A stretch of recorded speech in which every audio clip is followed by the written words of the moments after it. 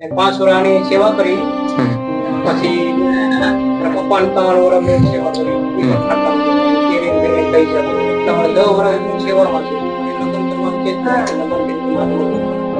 કે આપણને એવા પરિવારની મુલાકાત કરવાની છે જેણે પોતાના જીવન દરમિયાન દુઃખ, દરિદ્રતા અને બીમારી થઈ કશું વસ્તુ જોઈ નથી. તો મિત્રો, અત્યારે આપણે પહોંચી ગયા છે એમના ઘરે અને ઘરની હાલત તમે જોઈ શકો છો, અતિ ગંભીર. તો મિત્રો, આ છે એમના માનસિક બીમાર પીડિત માં અને તેમના ભાઈ, અને આ છે એમનો શ્રવણ જેવો દીકરો જેમણે પોતાનું આખું જીવન સેવામાં સમર્પણ કરી નાખ્યું છે. ભાઈ આખો દિવસ કાળી મજૂરી કરી અને રાતે એમના માં અને ભાઈની સેવા કરે છે. તો ચાલો મિત્રો, આજે એમની મુલાકાત લઈએ આપણને.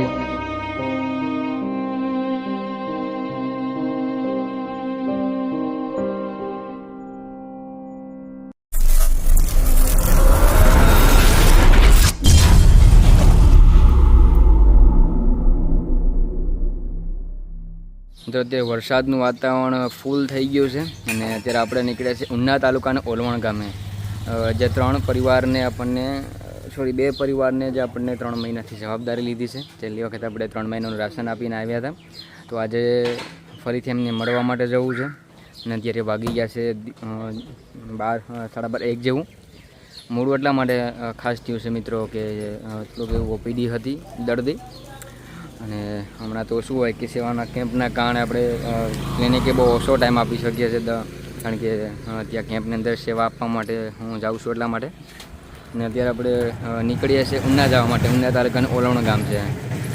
સરસ મિત્રો, અને સરસ મિત્રો, ખાસ કરીને વાત તો એ કહેવી છે કે વિડીયોને શેર કરતું રહેવું, કારણ કે શેર તો એટલા માટે કે તમે શેર કરશો અને જો કોઈ પરિવાર જોશે અને એમને પણ કાંઈ જરૂરિયાત થશે તો એમના માટે ઘણું હેલ્પફુલ થશે. મિત્રો, વરસાદ ધોધમાર જામી ગયો છે, પણ પરિવારને ત્યાં રાશન ચાવ પૂરું થઈ ગયું છે, કારણ કે આજે કેમ્પના કારણે 65 દિવસ મોડું પહોંચાડવું છે મારાથી.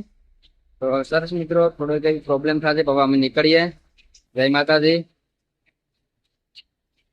મિત્રો, દીપુભાઈ દોડાદોડ થઈ ગયા છે વરસાદમાં. સરસ, અમે નીકળીએ મિત્રો. હવે મિત્રો, મને લાગે છે ભૂખ, તો સાથે લઈ લીધું છે થોડુંક એવું જમવાનું, કારણ કે સવારની ઓપીડી હતી, ટાઈમ મળ્યો નહોતો.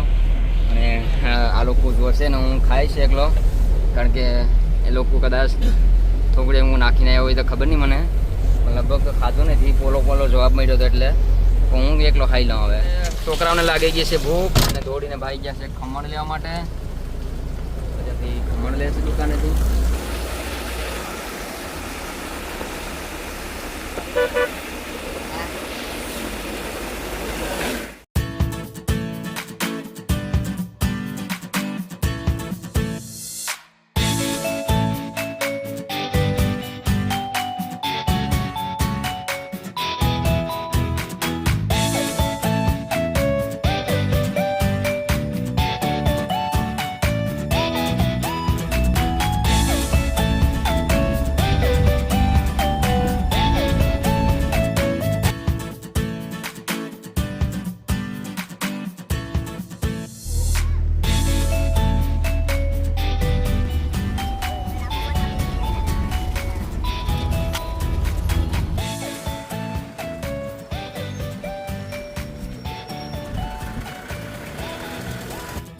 અત્યારે પૈસા છે કેસરિયા અને લાગી છે ભૂખ, તો કંઈક નાસ્તો કરવો છે જગ્યા ગોતીને. બાકી ધીમે ધીમે ઓલવણ નજદીક જ છે. સારું, વિડીયોની અંદર બન્યા રહે.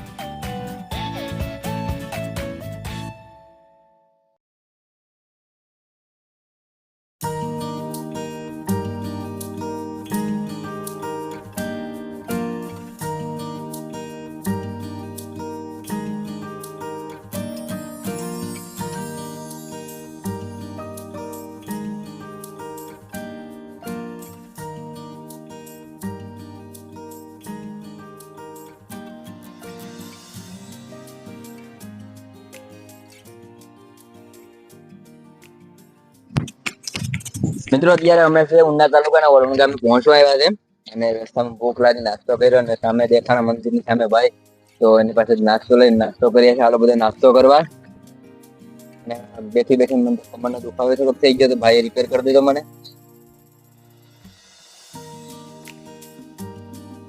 મસ્ત છે ટિકિટ આપી દે મન ના ચાલો હા આ બાઈ લે હું કે અમુક વાસ્તે કે હું ગઈ ભાઈ મસ્ત પીતોડા ચકાઈ મિત્રો તો ગાડીમાં થોડુંક એવો કઈક ફોલ્ટ આવી ગયો છે તો ધર્મેશભાઈ રિપેર કરે છે ને હું કહું છું.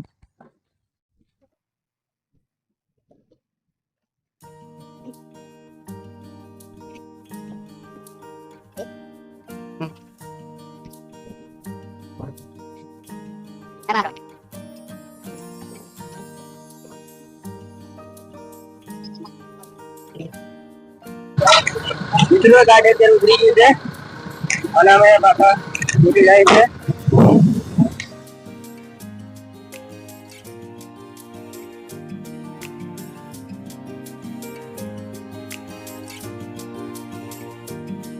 ભાઈને પેલા કીધું હતું કે થોડો ઉતરતા આવીએ ગામ પણ હવે ધીમે ધીમે લોકેશન ઉપર અમે આવી ગયા છે. ભાઈ આગળ છે લોકેશન આ નથી બોર્ડ આવશે ઓલવણ ગામનો ભાઈ. મુન્નાભાઈ નો ભાઈ એમ કે છે.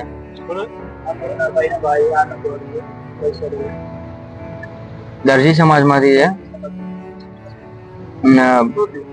ક્યાં જવું છે અમારે મુલાકાત માટે? કઈ થયું નથી.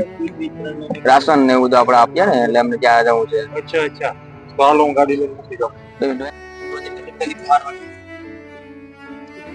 મેં તો ત્યાં અમે થોડુંક રાશન ઘટતું હતું એ અહીંથી લઈ લીધું છે.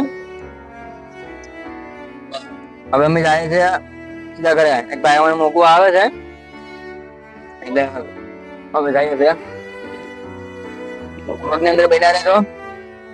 ઘરની પરિસ્થિતિ તમને બતાવીએ છીએ. બાકી તો ધીમે ધીમે ગાડી હાલે.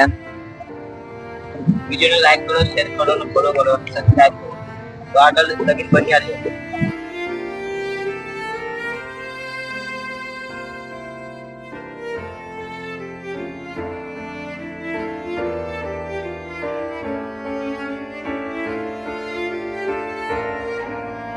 મિત્રો સામે પાસે મુન્નાભાઈ છે જે ભાઈને આપણે વાત કરી રહ્યા હતા અને આયેશભાઈ છે એને પોતાના માતા પિતા અને ભાઈને સેવામાં આખું જીવન સમર્પણ કરી નાખ્યું છે. સરસ મિત્રો હવે આપણે એમને મળીએ છીએ.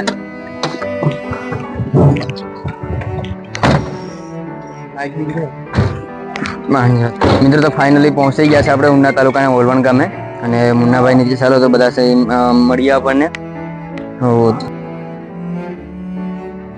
આવી પરિસ્થિતિ છે. જય માતાજી મુન્નાભાઈ, મજામાં?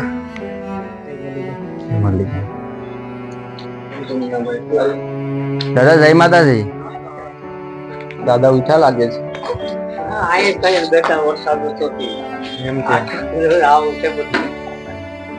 મિત્રો જોઈ શકો છો આવી પરિસ્થિતિ છે પરિવારની અને સારું તો આપણને અંદર જોઈએ. મજામાં દાદી? સારું ને? મજા ને?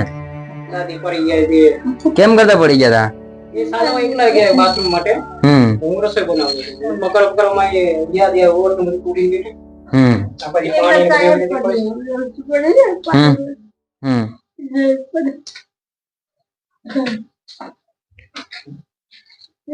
મિત્રો આખા પરિવારની આવી રીતના પરિસ્થિતિ છે અને ગયા વખતે વિડીયોમાં વાત કરતી પ્રમાણે મુન્નાભાઈ કેવી રીતના પોતાનું જીવન અને પરિસ્થિતિ ગુજારે છે બાકીનું તમે જોઈ શકો છો. સારું ને? 5 વર્ષની સેવા કરી પછી પપ્પાને 3 વર્ષ મેં સેવા કરી. એ પણ ખાટલામાં જતા અહીં કેરીન બેરીન લઈ જતો. એટલા મને 10 વર્ષ હું સેવામાં છે. મને લગ્ન કરવાનું કે લગ્ન કરી મારે લગ્ન કરવા ભાઈ સારી મળી હોય તો વાંધો ન આવે ને ખરાબ હોય તો બેન આશ્રમમાં મિલા જવાનું. ના ના બરાબર. કારણ કે આપણે દિલથી આપણે નીતિ આપણે કરી કે આપણે કે મમ્મી છે આપણે એ આપણે દુનિયા બતાવી ને આપણે દુનિયા નો બતાવી તો આપણે શું કરી એની સેવા કરીએ તો આપણે અટન માણસો છે અટન કેવી હાલત છે એને આસવતા નથી બાવીઓ નથી આસવતા આપણે તો એના દીકરા જે આપણે એને બતાવે ને કાલે આપણે પણ હતા ને બરાબર મોટા ભાઈ આપણે પણ હતા ને આપણે કેમ કે એ આપણે એનો જ સમય આવ્યો ને આપણે પણ આપણે કરવું પડે સુકામ ઉગતાની એ સુકામ આપણે એ લીલામાં ઉગતા આપણે સુકામ ઉગે હવે આપણે લીલામાં ઉગવું એને સુકામ ઉગવું પડે ના ના 100% આપણી ફરજ છે એની ફરજ છે ને આપણી કેમ કે આપણો મા બાપ છે ભલે 8 વર્ષની ઉંમર લાયક પણ આપણે નહીં મેં લગ્ન જ કે મારો જીવ એમને જ આપી દો એટલા વર્ષમાં મારે 37 વર્ષ થઈ ગયા ભાઈને 40 વર્ષ થયા સેવામાં જ મેં આપ્યું બધું સેવા મોટું કઈ ગયું નથી મા બાપ છે આપણે દુનિયા બતાવજો ના ના 100% મા બાપ નું તો હું ભૂલી છું 100% સેવાથી મોટી કોઈ વસ્તુ નથી 10 વર્ષથી સેવા કરું છું મમ્મીની પણ સેવા કરી ભાઈની પણ સેવા કરી પછી મારા બાપની પણ સેવા કરી બધાની સેવા કરતા જ ના 100% તો આપણા સંસ્કારમાં એવી રીતના હોય ને તો જ લોહીમાં પડે કારણ કે અત્યારે તો મતલબી અને સ્વાર્થી જીવન છે બધાનું હું મારું કરી લઉં એ મારો નિર્ણય હોય એ પ્રમાણનો અને છતાં પણ તમે આમના માટે થઈ પોતાનું જીવન સમર્પણ કરી નાખ્યું હોય આવી સેવા તો કોઈ ના કરી શકે અને સેવા તો ઠીક છે પણ આવી પરિસ્થિતિની અંદર અને કરવું એ બહુ અઘરું છે બાકી તમે કરતા છો એ તો કદાચ બંનેને મૂકીને તમારું પોતાનું અલગ કરીને કઈ જઈ શકો પણ એક પહેલેથી ના ના 100% તમે જે કહો છો ને કે ભાઈ મા બાપ પેલા તમારા વડીલ અમારા મોટા છે અમારાથી એની પણ અમને ઈચ્છા છે નહીં મા બાપ ની પેલી સેવા કરો તમને ઉપર ઈશ્વર તમારે આવવું જોઈએ કેમ કે ઈ છે એટલે આપણે પેદા થયા અને દુનિયા બતાવી આપણે દુનિયા આપણે બતાવી એટલે આપણે જોવા માટે બતાવી દુનિયા નહીં કે એની ઈ છે તો આપણે એની દુનિયા બતાવી આપણે એ નો તો આપણે હું દુનિયા બતાવું ના ના 100% સારું કહેવાય ને આવી કળિયુગની દુનિયામાં તમે આવી રીતના સેવા કરો છો કારણ કે અત્યારે તો તમે હું છે ને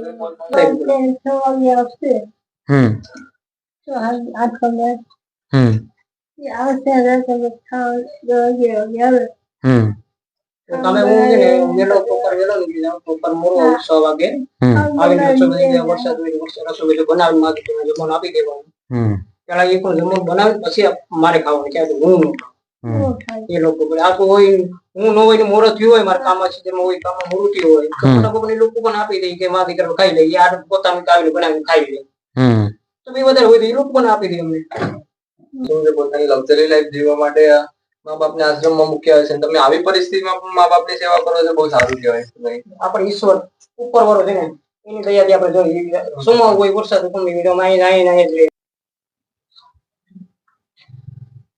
બોલે બહુ ભયંકર પરિસ્થિતિ છે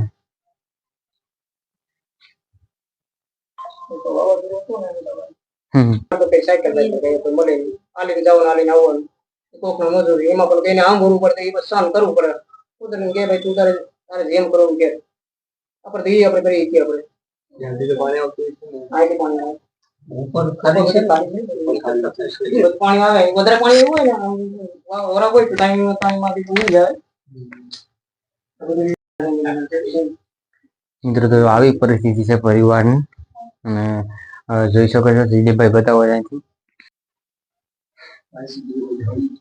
ગજબ કહેવાય મિત્રો આવી પરિસ્થિતિની અંદર ચોમાસામાં જીવન ગુજારવું એ તો બહુ અશક્ય વસ્તુ છે પણ પરિસ્થિતિને સંભાળીને જીવન જીવે છે પાણી બધું રસોઈ કરીએ પાણી પણ બધું ભરેલું છે રસોઈમાં હું છે બર્તન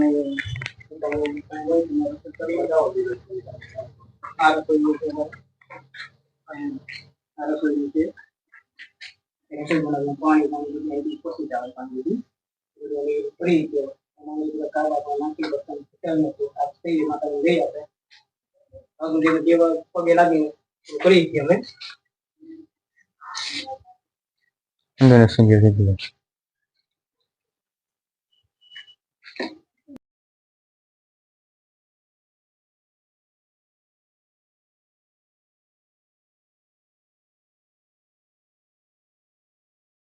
સોમાં બધું કરી દીધું અમારા તો પાણી ઓછું થઈ ગયું આયથી પાણી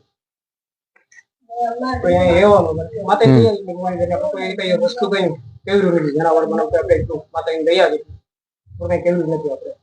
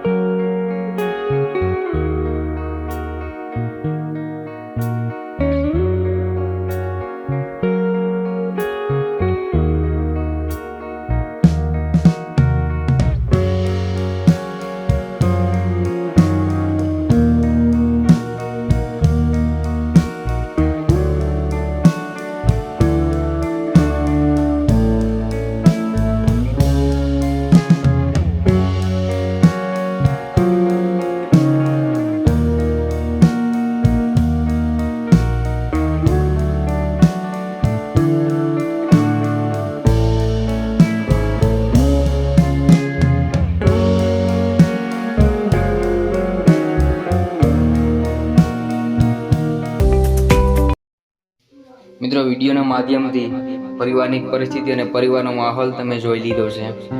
પરિવારની પરિસ્થિતિ અતિ ગંભીર અને અતિ દર્દનીય છે. દર મહિનાની જેમ એમને ત્યાં રાશન અમે પહોંચાડી દીધું છે. મિત્રો ખાસ કરીને વિડીયો જેમ બને તેમ શેર કરતા રહ્યો, કારણ કે ઘણા બધા એવા પરિવાર છે જેમને આપણા જેવા લોકોની ખાસ જરૂર છે. તો વિડીયોને શેર કરો, ચેનલને સબસ્ક્રાઈબ કરો અને અમને સપોર્ટ કરતા રહ્યો મિત્રો.